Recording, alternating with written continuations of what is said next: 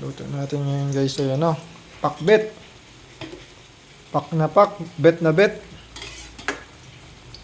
Nilagyan natin ng ano, prinitong.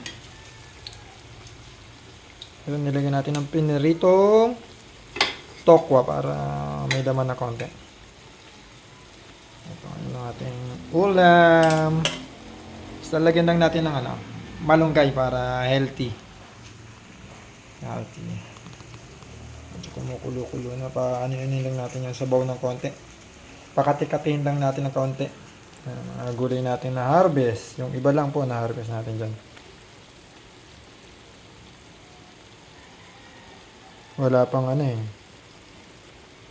Wala pa tayong kalabasa kaya bumili muna tayo. Pero may tanim na tayo niyan. Ito. Tapos sabay paparisa natin ng ano.